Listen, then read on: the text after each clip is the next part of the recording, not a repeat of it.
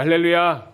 오늘 오신 여러분들 정말 감사합니다. 오늘 하나님의 말씀 정말 거듭나야 하리라 시리즈 네 번째 진 밖에서 진 안으로라는 제목을 가지고 우리 은혜를 받고자 합니다.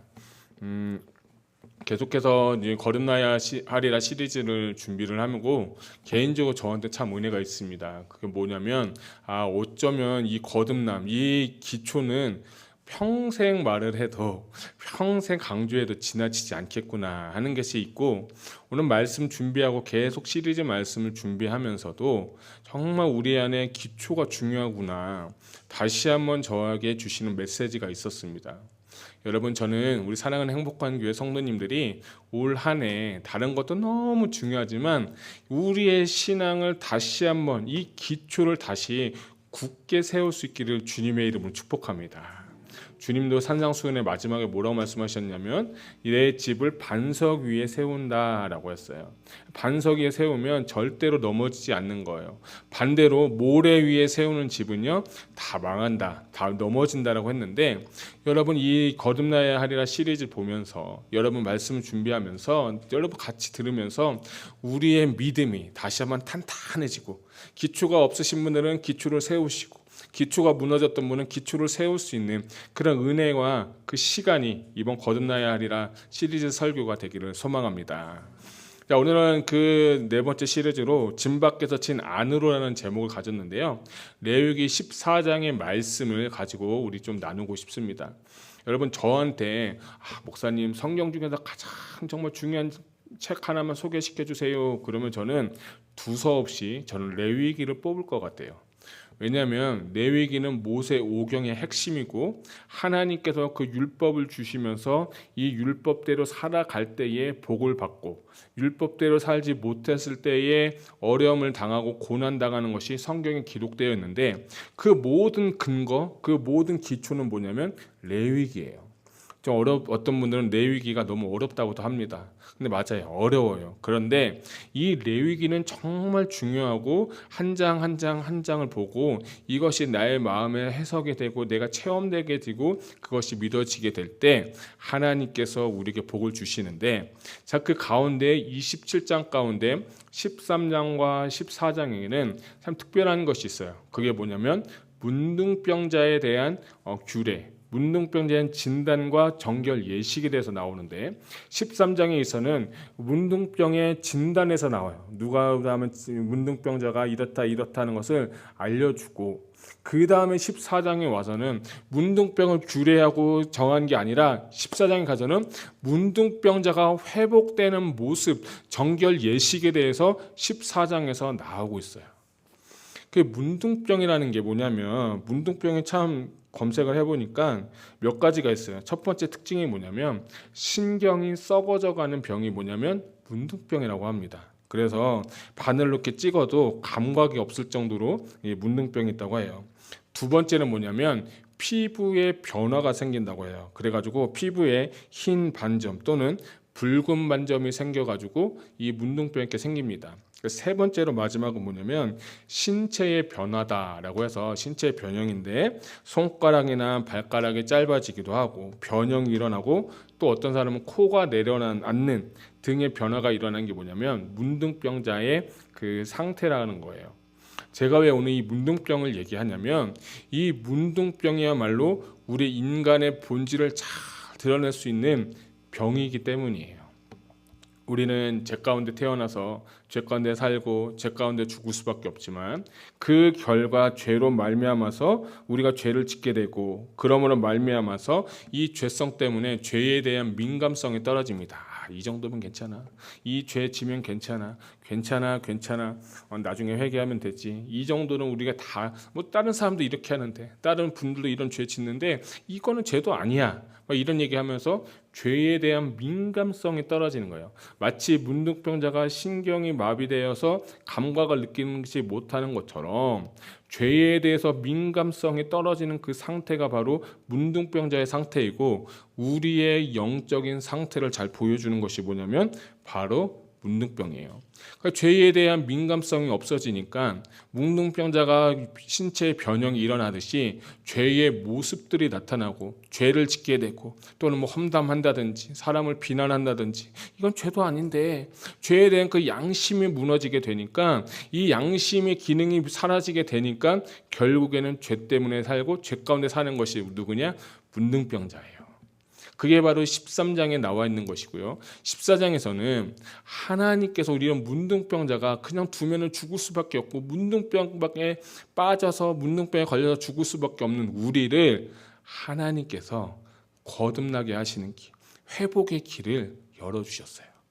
그러니까 저는 이 14장을 저는 이렇게 표현하고 싶어요. 어떤 분이 이렇게 표현했을지 모르겠지만 이 14장은 구약에 나타난 거듭남이다 라고 저는 이렇게 표현하고 싶습니다. 그래서 특별히 이런 죄 가운데 있는 우리에게 하나님의 말씀을 주셨다는 거예요. 로마서 3장 20절에 이런 말씀이 있어요. 율법의 행위로 그의 앞에 의롭다 하심을 얻을 육체가 없나니 율법으로는 죄를 깨달음이니라. 갈라디아 3장 24절에 이런 말씀이 있어요. 율법이 우리를 그리스도께로 인도하는 초등교사가 되어 우리로 하여금 믿음으로 말미암아 의롭다함을 얻게 하려 함이라라는 거예요. 자, 죄 가운데 있는 우리가 거듭나고 구원받기 위해서는 하나님께서 무엇을 주셨냐면 말씀을 주셨다는 거예요. 율법을 주셨다는 거예요. 이 율법을 읽으면서 내가 죄인임을 깨닫고 내가 문둥병자인 것을 깨닫고 그것을 깨닫고 날 때 철저하게 내가 죄인임을 발견하게 되고 나로서는 내 힘으로는 내 방법으로는 구원받을 수 없다는 그 처절한 그것을 경험한 자에게 성령님께서 임하시고 계시하셔가지고 그를 구원의 길로 인도하시는 거예요. 그래서 저는 여러분들이 말씀을 가까이 하시기를 축복합니다. 성경이요 참 신기한 책이에요. 많은 종교들이 있고 많은 것들이 있지만 유일하게 죄를 나타내는 것, 유일하게 죄를 밝히는 것은 성경밖에 없다는 거예요. 그래서 레위기 13장과 14장에는 당신이 우리가 죄인임을 깨닫게 하는 그런 놀라운 은혜가 있다는 것을 여러분 발견하셨으면 좋겠어요. 그래서 특별히 이 14장은 문둥병자가 진 밖에 있다가 진 안으로 들어오기 위한 정결 예식이 있는데 오늘 설교 제목을 제가 진 밖에서 진 안으로라고 했어요. 이건 뭐냐면 거듭나지 못한 사람은 죄송하지만 아직도 진 밖에 있는 사람이에요. 여기 예배당에 오셨는데 여러분이 거듭나지 않았으면 지금은 여러분이 진 밖에 있는 거예요. 여러분이 종교 행위로 예배로 드린다고 해도 죄송하지만 진 밖에서 예배 드리는 예배는 절대로 하나님을 받을 수가 없는 거예요. 위생적으로 보게 되면 문둥병자는 감염을 시키기 때문에 격리를 시킵니다. 우리도 코로나 때문에 격리를 해서 14일 동안 격리하면서 이 사람이 다 낫고 완치 판정 이후에 사무실을 가든지 일을 하든지 밖에 나올 수 있는 것처럼 그 당시에도 위생적으로 보게 된다면 격리를 시켜가지고 진 안으로 공동체 안에 들어올 수가 없었어요. 그것처럼 그 공동체 안에 들어온다는 건 그 안에서 하나님의 임재와 영광과 예배를 드리는데 진 밖에 있는 사람은 그곳에서 죄송하지만 예배를 드려도 드릴 수 없는 게 바로 거듭나지 못한 자의 상태가 바로 진 밖에 있는 사람의 상태라는 거예요. 저는 이 말씀 준비하면서 진짜 거듭나는 것은 우리가 진 밖에 있는 것, 죄로 인해서 죽을 수밖에 없고 허물로 인해서 죽을 수밖에 없는 우리가 거듭남을 통하여서 진 안으로 들어오게 돼서 하나님과 그때부터 깊은 교제와 임재 가운데 예배 가운데 살아갈 수 있기 위해서 하나님이 그런 것을 알려주셨거나 한 것을 제가 발견하게 됐어요. 저는요 우리 여러분들이 여기 앞에 계신 우리 성도님들 단 한 명도 빠지지 마시고 하나님의 성령을 받으셔서 여러분이 주님과 온전한 예배의 생활을 할 수 있는 여러분 되시기를 주님의 이름으로 축복합니다. 그래서 여러분이 어떻게 되냐? 진 안으로 들어오셔야 돼요. 이거는요 종교 행위도 아니고 겉모습이 아니라 주님과 여러분 간의 1대1의 관계 가운데 그걸 알고 있는 거예요. 그래서 예배를 드리는데 아빠 앉으면서 기도하면서 하나님, 제가 예배자로서 하나님 앞에 나아가는데 이 예배를 받아주세요. 정말 거듭난 사람으로서 영과 영의 예배를 드리고 그 영을 받아서 내가 정말 살아나고 심령에 살아나게 해달라고 저를 위해서 기도했어요. 여러분, 저는 우리 예배가 그런 예배 되었으면 좋겠어요. 우리 먼저 2절을 보도록 하겠습니다. 우리 2절은 나왔네. 예, 2절은 제가 읽어드릴게요. 납병 환자가 정결하게 되는 날의 규례는 이러하니 곧 그 사람을 제사장에게로 데려갈 것이요 라고 했습니다. 납병 환자가 가장 먼저 해야 될 것은 뭐냐면 그 사람이 제사장에 가가지고 제사장한테 진단과 진찰을 받고 이 사람이 정한지 부정한지를 판단을 받는데 가장 첫 번째가 뭐냐면 예수 그리스도 앞으로, 제사장 앞으로 가는 거예요. 우리가 거듭나기 위해서는 가장 먼저 우리가 예수 그리스도 앞으로 나아가는 것이 중요합니다. 그래서 오직 예수님만이, 오직 하나님만이 당신이 의인이다 혹은 당신이 죄인입니다 라고 선언과 판결할 수 있기 때문에 우리가 먼저 해야 될 것은 뭐냐? 예수 그리스도 앞에 나아가야 되는 거예요. 그분은 어떤 분이십니까? 중보자가 되시고 우리의 대제사장이 되시면서 나의 모든 죄와 허물을 사하신 그 예수 그리스도 앞에 나아가는 것이 먼저 저는 중요하다고 생각합니다. 여러분, 제가 그 거듭남의 과정에 대해서 말씀을 드렸는데 출산, 심고 보육하고 또 출산한다라고 말씀드렸는데 가장 먼저 하는 것은 하나님의 말씀이 들리고 그리스도 앞으로 나아가는 것이 정말 중요한 거예요. 우리가 여러분의 영적인 상태가 어떤 것이 상관이 없어요. 오늘 처음 나셔도 상관없어요. 신앙생활 수십 년 해서 아직 거듭나지 못해도 상관없어요. 우리가 내 마음과 생각과 뜻과 모든 것이 그리스도 앞으로 나아가서 그리스도 앞에서 하나님 앞에 나아가는 거예요. 아까 제가 말씀을 드렸죠. 말씀이라는 거는 우리를 죄를 깨닫게 하고 구원의 길을 알려주시고 우리가 죄인임을 발견하게 하는 것이 말씀이라고 했어요. 그 말씀에서 계속해서 계시하고 알려주는 게 뭐냐면 예수 그리스도를 말씀하는 거예요. 창세기부터 요한계시록까지는 딱 한 사람에 대해서 알려주고 계시는데 그분이 누구냐? 예수 그리스도시라는 거예요. 그리스도를 발견하고 그리스도 앞에 나아가고 그리스도 앞에 무릎 꿇고 앉아 있으면 그분의 은혜로 말미암아 우리가 지금 보육의 시간이지만 나중에 언젠가 성령님께서 임하셔서 내가 거듭남의 역사가 반드시 일어나게 된다는 것입니다. 그래서 우리가 중요한 것은 이 예배라는 것은 뭐냐? 내가 예배를 통해서 십자가의 보혈의 능력으로 하나님 앞으로 나아갈 수 있는 거예요. 그 누구를 통해서? 예수 그리스도를 통해서. 3절 초반부를 보게 되면 제사장은 진영에서 나가서 진찰할지니라 라고 했어요. 여기는 지금 제사장은 진 안에 있고 문둥병자는 진 밖에 있는데 예수 그리스도 제사장이 진 밖으로 나아가서 이 누굽니까? 문둥병자를 만나게 되는 거예요. 저는 이게 되게 은혜가 된 게 뭐냐면 나는 죄인이고 나는 참 부족한데 하나님이 나를 사랑해 주셔서 아들 예수 그리스도를 진 밖에 있는 죄 가운데 있는 나에게 보내주셨다는 거예요. 이것이 믿어집니까?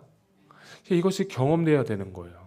나는 진 밖에서 아직도 죄 가운데 있는데 내가 정말 나로서는 구원받을 수 없는데 제사장이신 예수님, 대제사장이신 그리스도께서 진 밖으로 친히 나오셔가지고 나에게 오셨다는 그 사실이 정말 너무 은혜가 된 거예요. 하나님이 우리를 사랑하셔서 하나님이 우리를 너무나도 정말 기뻐하신 나머지 그 아들 예수 그리스도를 이 땅에 보내심으로 말미암아서 구원의 길을 우리에게 허락하셨다는 것이 너무 은혜가 된 거예요. 진 안에서 진 밖으로 나오시는 거예요. 그분은 거룩하신 분이고 존귀하신 분이고 어떤 수식어로 말해도 정말 귀하신 분이 더럽고 추하고 더러운 정말 죄로 인해서 죽을 수밖에 없는 나에게 그리스도를 보내주셔가지고 그분이 나에게 오셔서 새로운 생명과 은혜를 주시고 그분이 뭐라 말씀하십니까? 진찰할 수 있게 된다는 것입니다. 우리 기독교인들이 착각하는 게 하나가 있어요. 그거 뭐냐면 예배당에 오면 끝이다. 예배 오늘 주일날 와서 앉아서 묵찬, 기찬, 설기찬, 축도 예배 드리고 가면 끝이다 라고 하는데 여러분 그거 죄송하지만 예배가 아니에요. 여러분, 저는 우리 성도님들이 부탁 하나 드리는 건, 여러분들이 어떤 신앙의 생활의 수준은 잘 모르겠지만 딱 하나만 여러분께 말씀드리는 건, 여러분이 집 밖으로 나오신 예수님을 만나고 돌아가시기 바랍니다. 진짜 이거는 여러분이 가셔야 돼요. 제 표현 중에 하나는 시간 낭비하지 말자. 여러분 많이 힘드셨잖아요. 일주일 동안 얼마나 피곤하세요. 쉬고 싶은데 오셨잖아요. 근데 오심에도 불구하고 그냥 하나님 만나지 못하고 그냥 종교생활하고 혼적인 생활하고 가면 죄송합니다. 그거는 종교생활에 불과하는 거예요. 저는요, 저부터 이 예배를 위해서 기도하면서 주시는 마음은, 진짜 하나님 만나고 가야 된다. 진짜 예수님 만나고 가야 된다. 내가 거듭남을 갖고 가야겠다는 그런 마음, 변화된 마음을 갖고 가야 된다는 것이 있다는 거예요. 14장을 기준으로 한다면 거듭나지 않는 사람들, 죄를 갖고 있는 사람들이 아무리 예배를 드려도 그들은 이미 진영 안이 아니라 진영 바깥에 있는 사람이기 때문이에요. 자, 그가 이 14장에 와서 진영 밖에 와서 4절을 보게 되면, 4절을 한번 같이 읽어볼까요? 같이 읽겠습니다. 시작.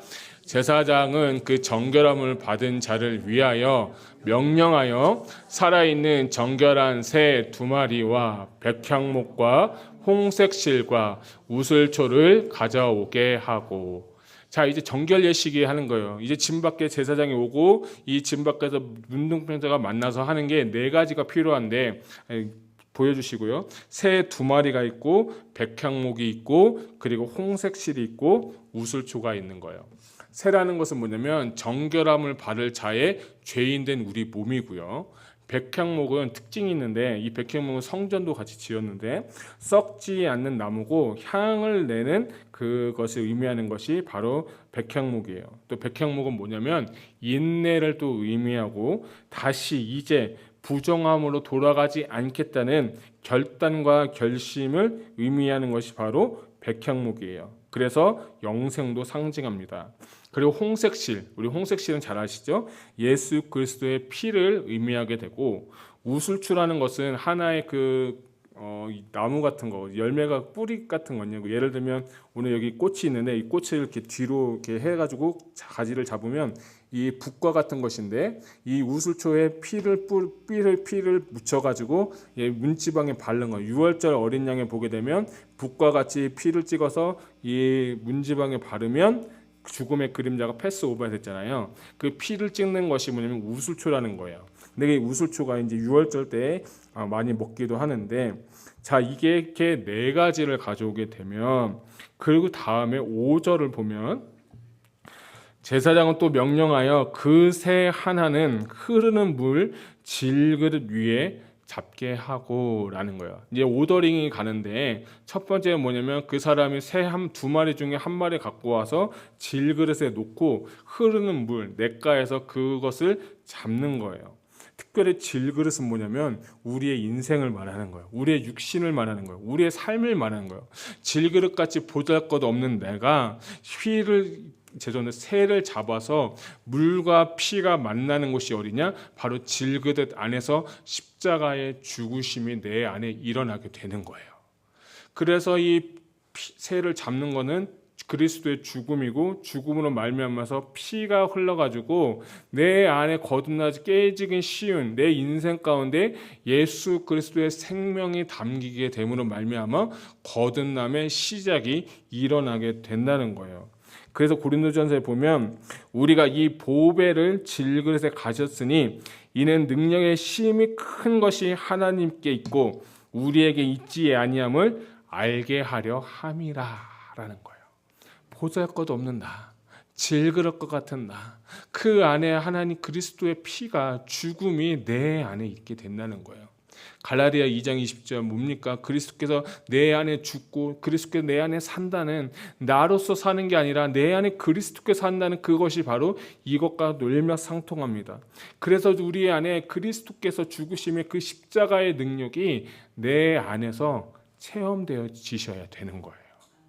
자, 그 다음에 6절을 보면 6절 다른 새는 산채로 가져다가, 제사장이 이제 새 산채로 하나 가지고 또 다른 거는 백향목, 홍색실, 우수초를 가져가서 그의 피를 찍어가지고, 그리고 7절 보면 납병에서 정결받을 자에게 몇 번 뿌려서 7번 뿌려가지고 정하다 하고, 그 다음에 살아있는 새는 들에서 놓을 것이다 라고 하는데, 저는 이 7절이 굉장히 중요한 게 뭐냐면, 첫 번째는 아까 우슬초 그런 이런 식물을 피를 뿌려서 찍어서 정결 예식 받을 자에게 몇 번 뿌렸다?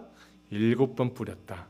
성경에서 7은요 완전함과 온전함을 의미하는 거예요. 3번 뿌린 것도 아니고 6번 뿌린 것도 아니고 7번 뿌려가지고 이 사람이 이제 완벽하게 구원받았다, 납병에서 사함 받았다라는 것을 확인하는 거예요. 저는 이 말씀이 참 은혜가 된 게 뭐냐면, 내 안에 예수 그리스도의 보혈이 뿌려져야 돼요. 이게 경험돼야 돼요. 여러분이 재정이 얼마나 있으신지 모르겠지만 제가 항상 묵상하는 게 있어요. 뭐냐면, 여러분이 갖고 있는 재산이라고 생각하면 그 어떤 분 천차만별이지만 저는 퍼센테이지로 말씀드리는 거예요. 만약에 예수님의 보혈을, 여러분이 그 보혈을 값을 주고 산다고 가정할 때 여러분의 재산의 몇 퍼센트를 드릴 수 있겠습니까? 보혈의 가치가 여러분의 가치거든요.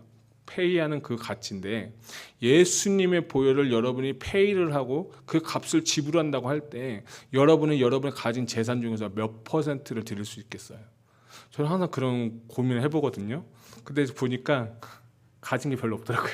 그래가지고 다 드릴 수 있겠다, 혼자서 막 이렇게 항상 착각하고 웃으면서 하는데, 예수님의 보혈을 내가 값을 드리고 다 드린다고 할 때 과연 나는 몇 퍼센트의 재산을 드릴 수 있을까?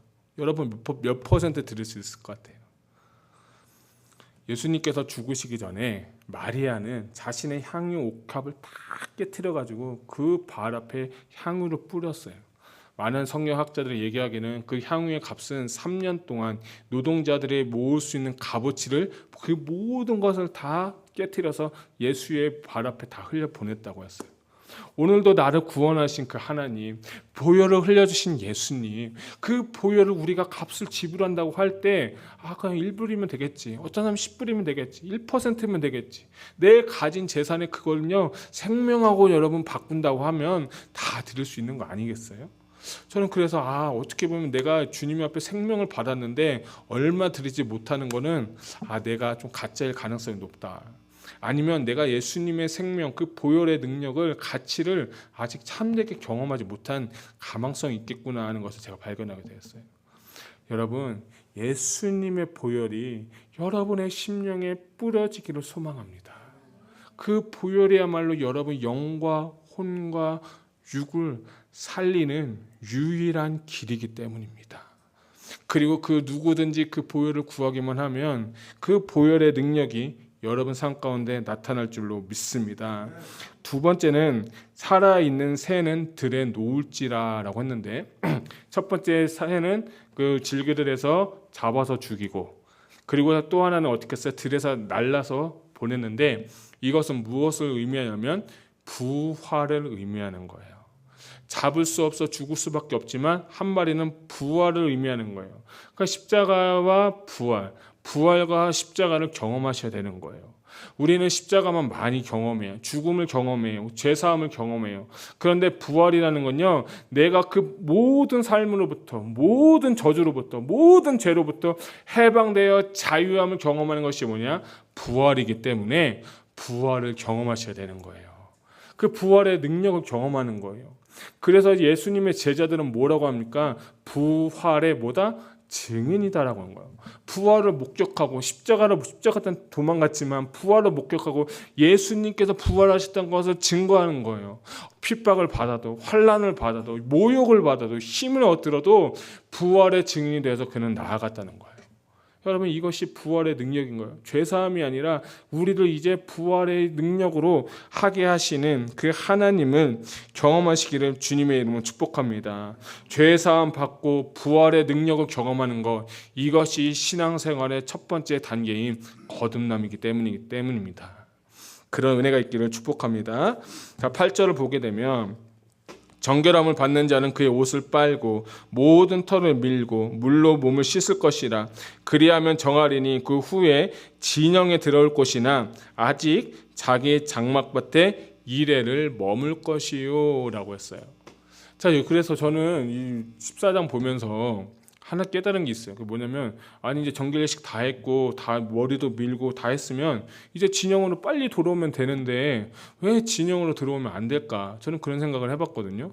여러분들 그런 생각 한번 해보지 않았어요? 저는 그런 생각했는데 왜 7일 동안 기다리게 했을까? 왜 7일 동안 다시 한번 있을까라고 하는 것이 본데, 저는 그게 뭐냐면 10절에 키가 있어요. 10절을 보게 되면 여덟째 날에 라고 하는 것이 있는데, 10절은 여덟째 날인데, 아까 성경에서 7이라는 것은 뭘 의미한다고 했죠? 완전하다 또는 온전하다. 자, 성경에서 8이라는 숫자의 의미를 여러분 아셔야 돼요. 8이라는 숫자의 의미는 뭐냐면 새로운 출발을 의미하는 거예요.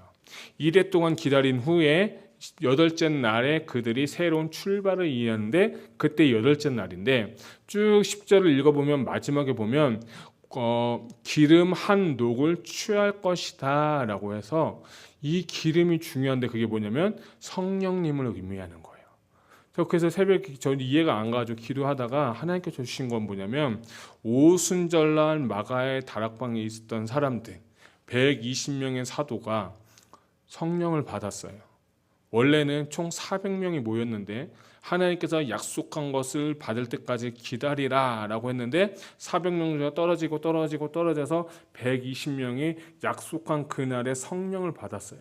자, 이 제사장들에게서 있어서 정결례식 7일하고 8일째 이 문둥병자가 기름을 부음을 받아서 기름 부음 받고 성령을 체험한 후에 그가 어떻게 들어오는 거예요? 그때부터 진영 안으로 들어오게 되는 거예요.